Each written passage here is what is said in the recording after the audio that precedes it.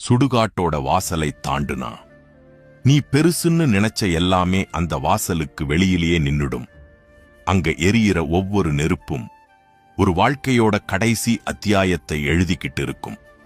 அந்த நெருப்பை பார்த்துட்டு திரும்பி போற ஒவ்வொருத்தரோட மனசுக்குள்ளேயும் ஒரே ஒரு கேள்விதான் அடிக்கும். இன்னைக்கு இந்த நெருப்புல எரியிறது அவரு, நாளைக்கு அது நானா? அந்த ஒரு கேள்விக்கு இந்த உலகத்துல யார்கிட்டையும் பதில் இல்ல. அதனால சுடுகாட்டுல எரியிறது வெறும் விறகு இல்ல, நேத்து இருந்த கோபமும் கர்வமும் பேராசையும் நானுன்னு திமிரா திரிஞ்ச அகங்காரமும் எல்லாமேதான் அந்த நெருப்போட சேர்ந்து சாம்பலாயிடுது. இந்த உண்மை நாம உயிரோட இருக்கும்போதே புரிஞ்சிட்டா சுடுகாடு ஒரு முடிவு கிடையாது, உயிரோட இருக்கிறவங்களுக்கு வாழ்க்கை கத்துக் கொடுக்கிற கடைசி எச்சரிக்கை.